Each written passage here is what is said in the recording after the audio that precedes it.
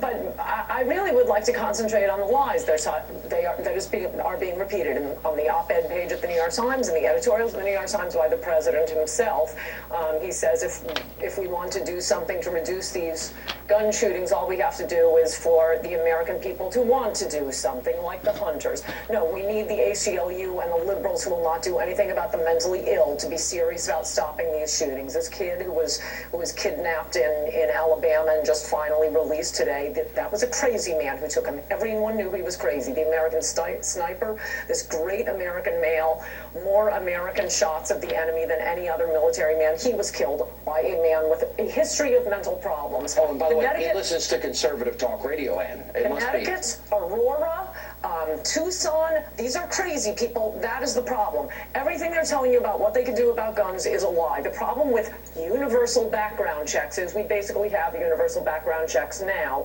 Any licensed gun dealer is performing a background check. The buyer may not know, someone at a gun show may not know, but if you are walking through a gun show, everybody's doing background checks. The only people who are not subjected to background checks are collectors giving guns to their sons, or they're selling one to their brother-in-law or something. The only way to enforce a universal, the last 0.1% of guns that are transferred by collectors and so on, is to have universal gun registration. But what about... Wait, that's an important point. I am listening. For some reason, Wayne LaPierre is not making, so you're going to have to hear it from me. Universal background check means universal registration. Universal registration means universal confiscation, universal extermination. That's how it goes in history. Do not fall for universal background checks.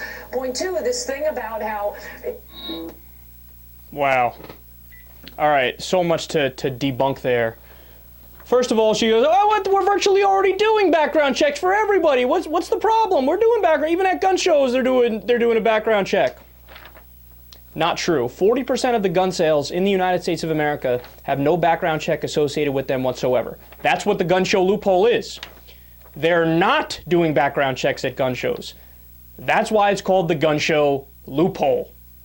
But Ann Coulter's pretending like it's just when Cletus sells his gun to Jim Bob in the middle of Nebraska that there's no background check. Not true. That makes up a really tiny percentage of the non-background checks. Most of the non-background checks, they did an investigative report. I forgot whether it was on ABC or CBS or whatever. The guy had a camera in his glasses or something, and he's purchasing a gun from a gun show. They're like, "Are you going to do a background check?" Guy's like, "No, are you kidding me? I wouldn't even pass one." And they laugh, "Ha ha ha, yeah, okay, well, let's sell it to each other even though we can't check if you're a terrorist."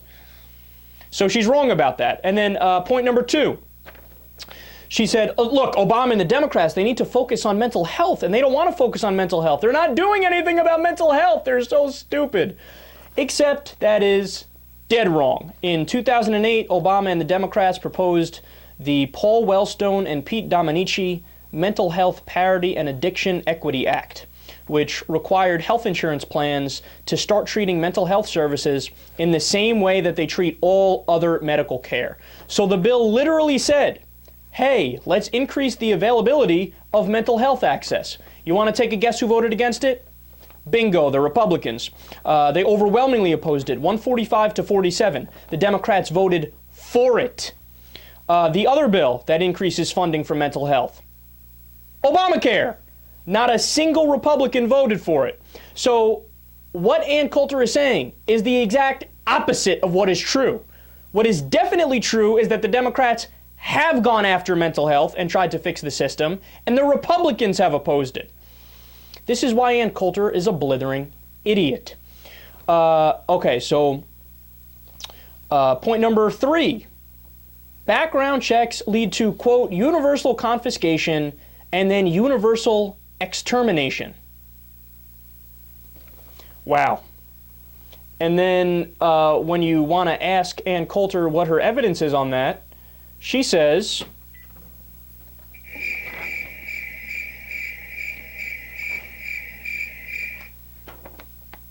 they say, "Oh my God, no, but you don't understand, Kyle. In the Soviet Union and in Nazi Germany, hello, that's what happened. So now the U.S. is equal to Stalin and Hitler, right?" It's not me saying that, it's Ann Coulter saying that. What happened, Ann? I thought you were super patriotic. Sounds to me like if you compare our leadership to Stalin or Hitler, that is the opposite of patriotic.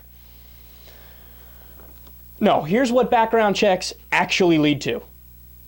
Background checks. And a decrease in the number of felons, schizophrenics, and suspected terrorists getting guns. You know how I know that, by the way? I read the bill. In fact, I've read portions of all of the bills proposed so far on guns. You know how many of them confiscate your guns? 0. The furthest reaching legislation bans assault weapons and doesn't even do it retroactively. So if you have them already, you're grandfathered in. And then the other strongest piece of legislation is limiting high-capacity magazines from 30 to 10 bullets. That's it. So all of this talk from Republicans, they're coming to get your guns, they're coming to get your guns, they're coming to get your guns, completely and utterly made up. It's like all Republicans. If it's not true, fuck it, say it anyway.